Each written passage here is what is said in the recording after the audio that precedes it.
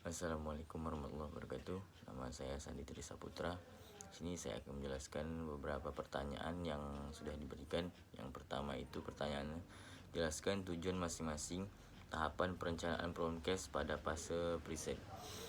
Di dalam fase preset ini ada 5 fase. Yang pertama itu fase diagnosis sosial, yaitu proses menentukan persepsi masyarakat terhadap kebutuhannya dan aspirasi masyarakat untuk meningkatkan kualitas hidupnya melalui partisipasi dan penerapan berbagai informasi yang didesain sebelumnya. Yang kedua, fase diagnosis epidemiologi. Pada tahap ini, masalah-masalah kesehatan didapatkan dari tahap pertama. Tadi digambarkan secara rinci berdasarkan data yang ada, baik yang berasal dari data lokal, regional, maupun nasional. Dalam tahap ini juga dilihat bagaimana pengaruh atau akibat dari masalah-masalah kesehatan tersebut dengan mengacu pada mortalitas, morbiditas, dan tanda gejala yang ditimbulkan. Dari tahap ini, perencanaan menetapkan suatu prioritas masalah yang nantinya akan dibuat sesuatu perencanaan yang sistematis. Dan yang ketiga itu fase diagnosis perilaku, yaitu diagnosis perilaku adalah analisis hubungan perilaku dengan tujuan atau masalah yang diidentifikasi dalam diagnosis epidemiologi atau sosial. Sedangkan diagnosis lingkungan itu adalah analisis paralel dari faktor lingkungan sosial dan fisik daripada tindakan khusus yang dapat dikaitkan dengan perilaku. Fase ini mengidentifikasi faktor-faktor, baik faktor internal maupun faktor eksternal dari individu yang dapat berpengaruh terhadap masalah kesehatan. Dan yang keempat yaitu fase diagnosis pendidikan dan organisasi yang bertujuan untuk mengidentifikasi kondisi-kondisi perilaku dan lingkungan yang berhubungan dengan status kesehatan, kualitas hidup dengan memperhatikan faktor-faktor penyebabnya.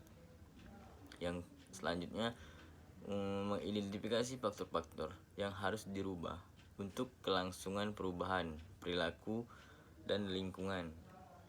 Dan yang terakhir yaitu fase diagnosis administrasi dan kebijakan. Pada fase ini dilakukan analisis kebijakan, sumber daya, dan peraturan yang berlaku yang dapat memfasilitasi atau menghambat perkembangan program promosi kesehatan.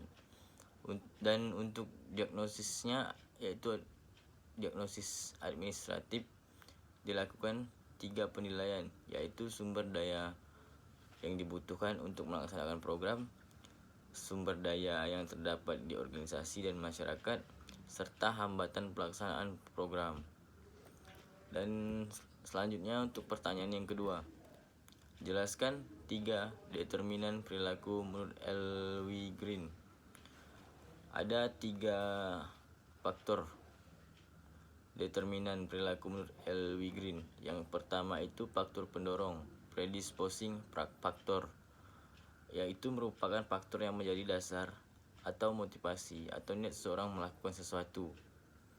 Faktor pendorong meliputi pengetahuan, sikap, kepercayaan, keyakinan, nilai dan persepsi, tradisi dan unsur lainnya yang terdapat dalam diri individu maupun masyarakat yang berkaitan dengan kesehatan.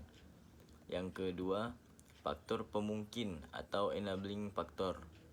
Ini adalah faktor-faktor yang memungkinkan atau memfasilitasi perilaku atau tindakan. Faktor-faktor meliputi sarana dan prasarana atau fasilitas-fasilitas sarana kesehatan.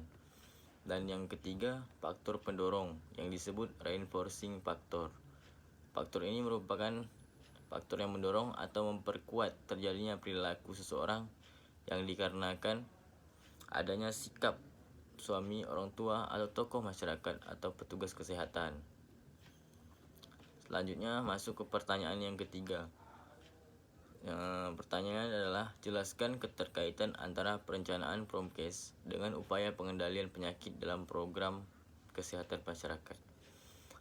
Menurut saya keterkaitan antara program Promkes dan upaya pengendalian penyakit itu berada pada upaya peningkatan kualitas hidup manusia seperti upaya promotif, upaya preventif, seperti menyebarkan informasi dan menumbuhkan kesadaran masyarakat tentang pentingnya menjaga kesehatan diri dalam upaya peningkatan kualitas hidup manusia.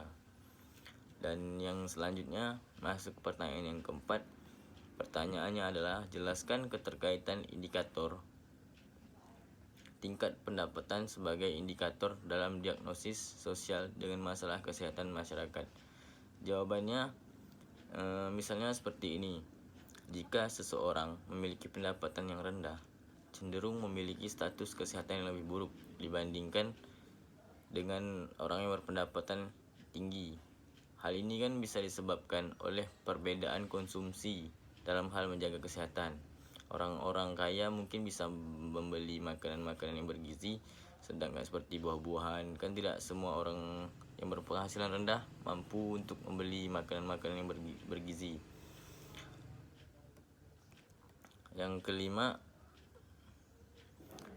pertanyaannya adalah apa metode pengumpulan data yang paling tepat untuk mengetahui ketersediaan jamban sehat, air bersih, saluran tinja di tingkat rumah tangga. Penjelasannya yaitu melakukan pendekatan dengan metode field need, seperti mencari tahu tentang kebutuhan masyarakat yang dapat menjadi masalah kesehatan agar bisa dianalisis untuk lebih lanjut untuk kepentingan perubahan mutu kehidupan masyarakat. Dan yang keenam, bagaimana cara meningkatkan keterlibatan pemerintah dalam program promosi kesehatan? Dengan melakukan advokasi.